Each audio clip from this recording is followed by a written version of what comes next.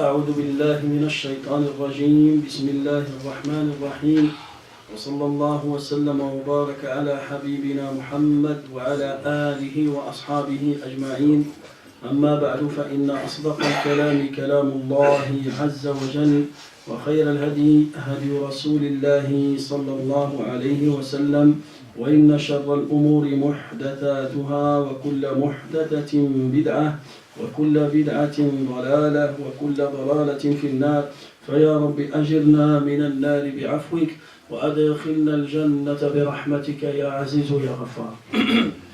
أيها الإخوة الكرام، لا زلنا نتكلم عن عقبات التوبة، وقلنا أن أول عقبة وأخطر عقبة في طريق التوبة ألا وهي الشيطان الرجيم.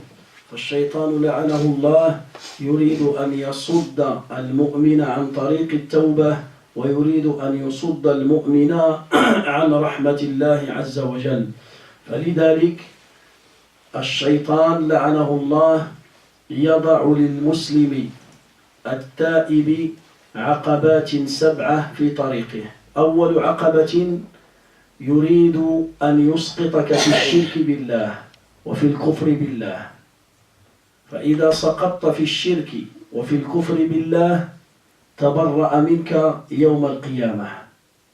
العقبة الثانية يريد أن يسقطك في البدعة، فالمبتدع عمله مردود عليه، اجتهاده وتعبه وعبادته التي كانت تخالف سنة رسول الله صلى الله عليه وسلم لا يقبل الله منها صرفا ولا عدلا، لا يقبل الله منها فرضا ولا نفلا.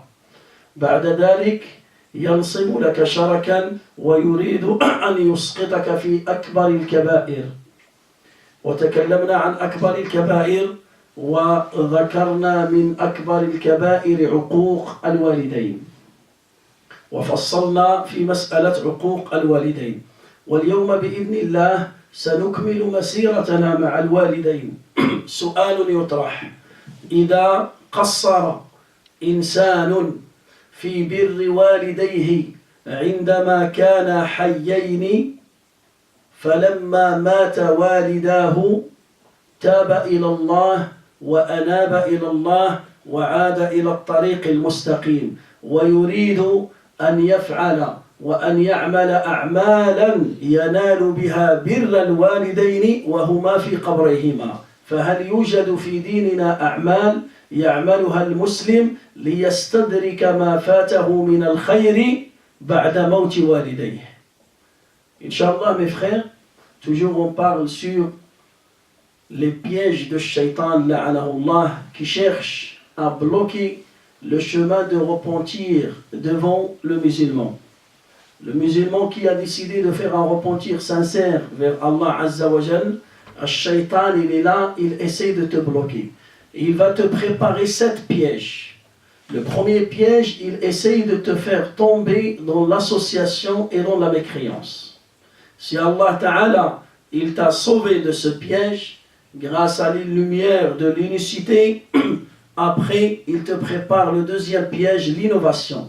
Il cherche à te faire tomber dans l'innovation. Car, comme on a déjà expliqué, l'innovateur, il fait beaucoup d'actes d'adoration, mais ces actes, ils contredisent la sunna du prophète alayhi salatu wassalam. Alors ces actes, ils seront rejetés, ils seront annulés, ils seront refusés auprès d'Allah Azza wa Jal.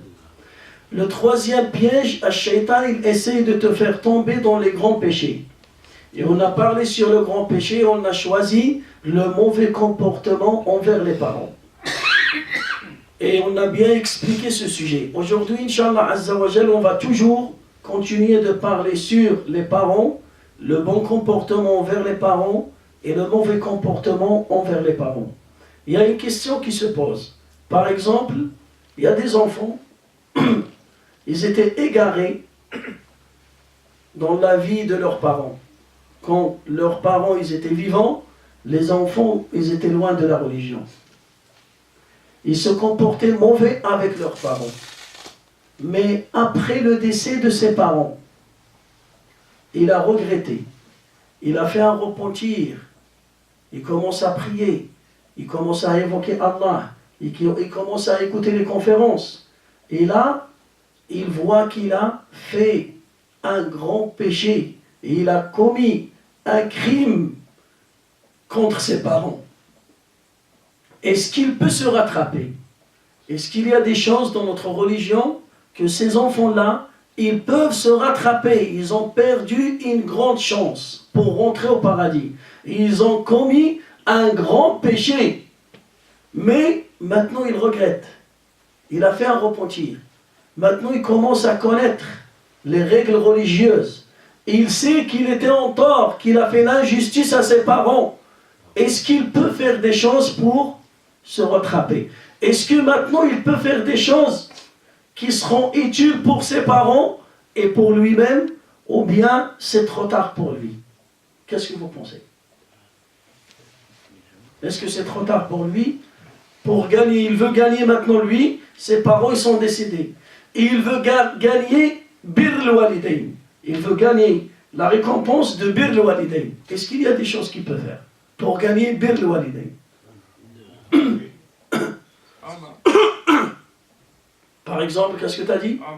Il fait Umrah pour ses parents. Voilà. Ou bien le Hajj. Quoi d'autre? Sadaqa. Il fait des sadaqa pour ses parents. Il fait dua pour ses parents. Ok. Il prie la prière surrogatoire pour ses parents. Salat al-Rahim. Il visite les liens de parenté de ses parents. Prend soin de ses frères aussi. Prend soin de ses frères. Voilà, il prend soin de ses frères et sœurs. Oui. Voilà. Zidou.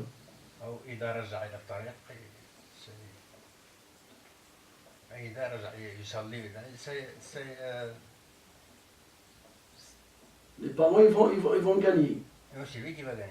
Il va rattraper ce qui est passé avant. Maintenant, on ne parle pas les droits d'Allah.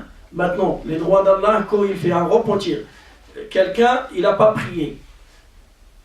Il était en train de boire l'alcool. Il a fait beaucoup de péchés. Si c'est péché entre lui et Dieu, le jour où il fait un repentir, là, il va lui pardonner. Mais maintenant, on parle sur les droits des parents. Est-ce qu'il peut se rattraper? Ils ont donné des exemples. On peut faire sadaqa pour les parents. On peut faire l'umrah ou le hajj pour les parents. On peut visiter les liens de parenté, la famille de tes parents. Le hajj, il a dit, tu prends soin de tes frères et sœurs. Tu prends soin de tes frères et sœurs. Alors, falidalik, alhamdulillah, fi dinina, il y a beaucoup de choses qu'on peut faire pour se rattraper. Et regardez ça, c'est spécialement dans notre religion, subhanallah. Pour se rattraper, ça veut dire, c'est jamais trop tard. Toujours Allah, il te donne l'occasion de se rattraper. Avant ta mort. Cette occasion, elle est ouverte. Avant ta mort. Tu peux faire des choses pour se rattraper. Falidalik, avant de parler sur ces choses-là et les détailler, on va donner la règle. La règle, rawal imam muslim, أن النبي صلى الله عليه وسلم قال إذا مات ابن آدم انقطع عمله إلا من ثلاث. Ça c'est la règle. علم ينتفع به أو صدقة جارية أو ولد صالح يدعو له. Le prophète alayhi salatu wassalam, il nous a dit, quand l'être humain meurt, ses actes, ils vont s'arrêter. Sauf s'il a fait trois choses. S'il a fait une aumône, continue. Toujours, il va recevoir de la récompense dans son cahier. Ou bien, si il a laissé une science utile. Il a laissé une science utile. Ou bien, il a laissé un enfant pieux qui va faire des doigts avec lui. Il a laissé un enfant pieux qui va faire des doigts avec lui. أيضا روى الإمام البزار عن أنس بن مالك أن النبي صلى الله عليه وسلم قال 7 يجري للعبد أجرهن بعد موته وهو في قبره. Il y a 7 choses. Si tu fais ces 7 choses-là, même t'es mort et t'es dans ta tombe, toujours tu reçois de la récompense. من علم علما Man 'allama ilman. Si tu as appris une science religieuse qui est utile pour les gens. Man 'allama ilma. Aw warratha mushafa. Aw warratha mushafa.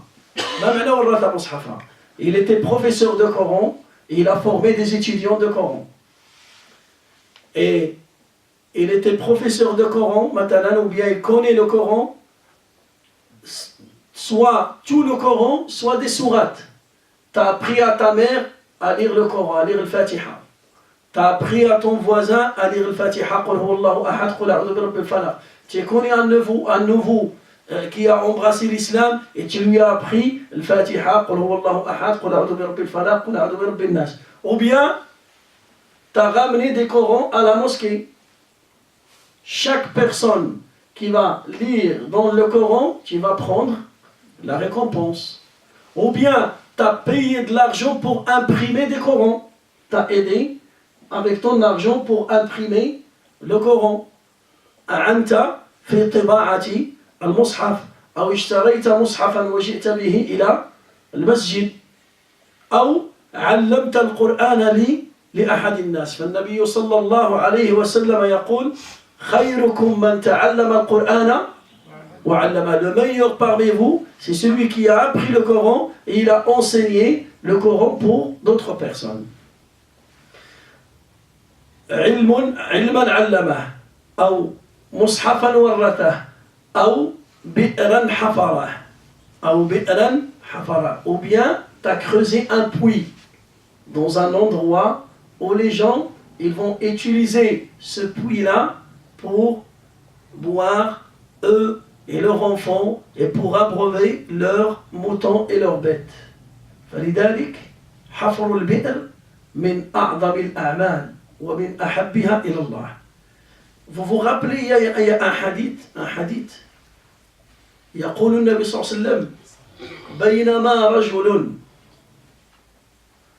عطش إذ مر ببئر فنزل فشرب فإذا به بكلب يلهث الثرى من العطش فنزل فجاء بالماء فسقى الكلب فغفر الله له. وفي رواية أخرى بينما بغي من بغايا بني إسرائيل زانية مرت ببئر فشربت فإذا بها بكلب يلهث الثرى من العطش فنزلت فملأت موقها أي خفها بالماء وسقت الكلب فشكر الله لها فغفر لها.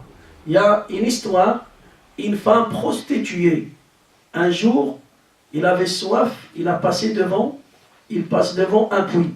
Il descend, il boit. Quand il monte, il découvre, il voit un chien qui a soif.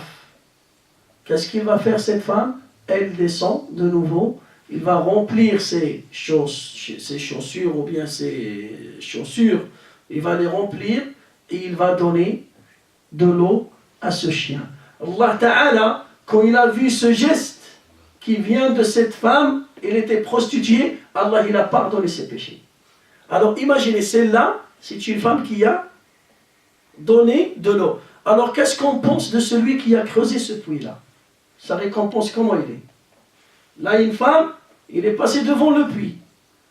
Alors le monsieur ou bien la dame qui ont creusé le puits, leur récompense c'est comment? Combien de personnes ont bu de ce puits-là? Combien de personnes il s'est servi de ce puits? كم من إنسان كم من حيوان شرب من هذا الماء ومن هذا البئر. فلذلك حفر البئر c'est parmi les récompenses qui vont rester même après la mort. أو غرس النخل, tu plantes un palmier ou bien tu plantes un arbre qui sera utile soit avec ses fruits, soit avec l'ombre. إما أن يستظل الناس بظل هذه الأشجار, ou bien pour manger des fruits, ou bien pour le décor, pour décorer, parce que l'arbre il donne l'oxygène. Un arbre, qu'est-ce qu'il donne? Il donne l'oxygène. À chaque fois cet arbre donne l'oxygène aux êtres humains, aux êtres vivants, qu'est-ce qui va se passer? Toi tu gagnes le hasad. Ça veut dire n'importe quel arbre. Dans le hadith, le prophète il a précisé le palmier, parce que le palmier c'est les meilleurs des arbres. Le palmier c'est les meilleurs des arbres, parce qu'il résiste à beaucoup de choses. Il reste longtemps. Il donne des dattes sucrées qui sont aimées par la majorité des gens. فلذلك غرس النخل أو غرس الأشجار. Et tu peux gagner la récompense même avec des oiseaux. Même des oiseaux qui viennent pour manger, ou bien pour construire leur maison. Sur cet arbre-là, toi, tu gagnes la récompense. Tu gagnes la récompense avec les animaux et avec les êtres humains. بعد ذلك قال أو إجراء نهري أو إجراء نهري. Il y a un fleuve qui était bloqué et toi tu vas essayer de le faire couler de nouveau, de le faire circuler de nouveau. Il y a quelque chose qui bloque et toi tu vas creuser et tu vas ramener et tu vas mettre vraiment le chemin droit de ce fleuve, de cette rivière, pour que les agriculteurs par exemple ils vont utiliser ça pour roser leurs plantes, leur blé, ainsi de suite. Alors tu vas gagner quoi? Tu vas gagner une grande récompense yawma al-qiyamah. Ou baytun lil gharib banahu ya'wi. Ou bien tu construis une maison pour des orphelins, pour un voyageur, et tu construis cette maison-là pour eux. Tu'inuhum ala bina'i baytihim. Tu aides des gens à avoir un appartement pour y habiter. وبعض العلماء قالوا même si tu payes la tombe de quelqu'un, تخلص عليه القبر, parce que même là les tombes c'est payé, hein? La place de القبر c'est payé. Alors toi tu payes la tombe de quelqu'un. Dès que cette tombe existe, et toi tu reçois la récompense. Ou bien tu construis une mosquée et tu participes à la construction d'une mosquée. كل هذه صدقات جارية. ولكن الآن moi j'ai parlé sur صدقات جارية. Alors tout ce qu'on vient de parler, c'est utile pour tes parents. Tu veux creuser un puits au nom de tes parents, ça sera utile pour tes parents et pour toi. Tu veux planter des arbres pour tes parents, ça passe. Tu veux acheter des Corans et les mettre à la mosquée, ou bien dans une bibliothèque, ou bien acheter les livres de sciences religieuses pour la mosquée, pour une bibliothèque, pour des étudiants, ça sera utile pour toi. Quatrième chose, tu veux construire une maison pour des orphelins, pour des pauvres, ça sera utile pour toi. Tu veux aider et participer à la construction d'une mosquée au nom de tes parents et la récompense est pour tes parents, tu prends une grande récompense et tu prends bir al-walidayn. ولكن سأل سعد ibn Ubadah. Sa'd ibn Ubadah, un compagnon, il a posé la question à notre prophète sallallahu قال له يا رسول الله ماتت أمي. Ma mère est décédée. Qu'est-ce que tu me conseilles comme acte, comme sadaqa, je fais pour ma mère. Je veux faire une sadaqa pour ma mère. Tu me conseilles quoi? فقال له النبي صلى الله عليه وسلم أفضل الصدقات سقي الماء. أفضل الصدقات سقي الماء. La meilleure des sadaqat, c'est quand tu offres l'eau aux gens, fi sabilillah. Quand tu offres l'eau aux gens, fi sabilillah. Ça veut dire, insan maintenant, à notre époque, si tu ne peux pas creuser un puits, par exemple, est-ce qu'il y a d'autres moyens pour saddaq al-ma, pour faire sadaqa l'eau? Tu ramènes des bouteilles d'eau à la mosquée, mais ça sera d'une manière régulière. Hein? Par exemple, selon tes moyens, tu peux par exemple acheter un pack chaque jour, Par exemple, tu veux un pack chaque jour, tu peux acheter un pack chaque jour. Tu peux ramener une bouteille par jour, ça coûte 17 centimes. Maintenant, des cristallines, tu peux la ramener. Tu peux ramener plus, tu peux ramener plus. Tu peux participer pour creuser un puits en Afrique, dans les pays pauvres, tu peux participer. Il y a des associations qui s'occupent de ça. فلذلك قال له أفضل الصدقات سقي الماء. أيضا عندنا في الدين هذا فيما يتعلق بالصدقات الجارية. Maintenant on a parlé sur quoi? Sur الصدقات الجارية. يقول الإمام السيوطي رحمه الله, il a rassemblé tout ça, يقول إذا مات ابن آدم ليس يجري عليه من فعال غير عشر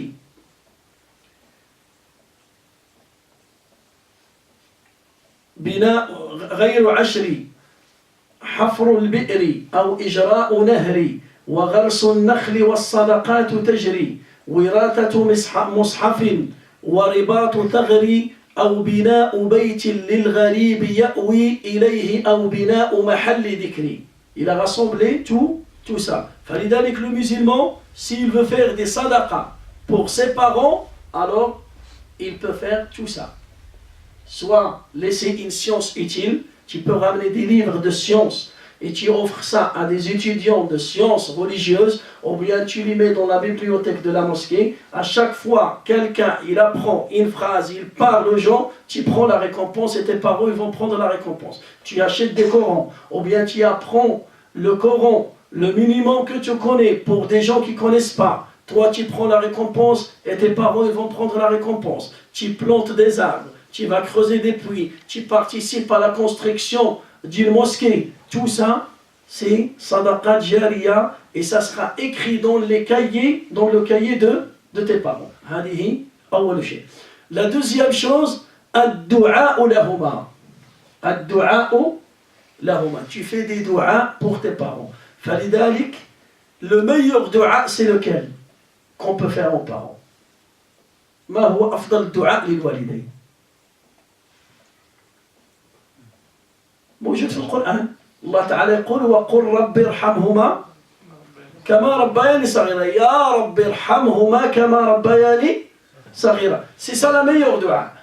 Parce que c'est Allah qui nous a enseigné ce dua-là. Il nous a dit voilà ce que vous dites pour vos parents. قولوا يا Allah, couvre mes parents de ta miséricorde parce qu'ils m'ont éduqué, parce qu'ils m'ont élevé. Alors la meilleure dua, c'est de demander rahma pour tes parents. فلذلك يقول العلماء من صلى وفي كل سجدة دعا لوالديه بالرحمة فقد أدى حقهما فقد شكر لله وشكر لوالديه. Les savants, ils ont dit, si le musulman, à chaque fois, il fait la prière, à chaque fois, il se prosterne pour Allah, et il demande à Allah de couvrir de sa miséricorde ses parents, alors il est reconnaissant, il a remercié Dieu, et il a remercié ses parents. Mais il ne faut pas oublier, à chaque fois, tu fais sujoud, Allahumma ghfir li walidayya warhamhuma. Allahumma arhamhuma kama rabbayani saghira. Tu dis que ça. Allahumma arhamhuma kama rabbayani saghira. Et c'est ça le vrai bir walidain. Le vrai bir walidain, c'est après la mort. Parce qu'il y a des gens qui se comportent bien avec ses parents quand ils sont vivants, mais après leur décès, il va les oublier. Il ne va jamais visiter leur tombe. Il ne va jamais faire des doigts pour eux. Il ne va jamais faire des sadaqat pour eux. Alors, quand ils étaient vivants, ça veut dire qu'ils faisaient ça par ostentation, riya. Ils faisaient ça parce que ses parents, ils vont lui reprocher. Peut-être ses frères, peut-être ses amis. Ça veut dire après le décès, s'il arrête, il ne pense pas à ses parents, son comportement, son bon comportement avec ses parents, c'était pas sincère pour Dieu. Il ne faisait pas par sincérité à Allah, il faisait ça par ostentation, riya'an. Il avait peur de quelque chose. Falidalik, le vrai fidèle, le vrai enfant qui se comporte bien avec ses parents, il doit rester fidèle à ses parents. Lui, il fait dua avec ses parents, il doit enseigner ça à ses enfants. de faire dua avec leurs grands-parents, à ses enfants, et ainsi de suite jusqu'à la fin de cette vie. فلذلك المسلم il n'oublie jamais ses parents في الدعاء. اللهم ارحمهما كما ربياني صغيرا. اللهم à chaque fois تسجد. وإن شاء الله غدا نكمل ما بقي من الخصال التي يستدرك بها الولد الذي فرط في بر والديه. فاللهم علمنا ما ينفعنا وانفعنا بما علمتنا وزدنا علما يا رب العالمين والحمد لله رب العالمين. بارك الله فيك. آمين.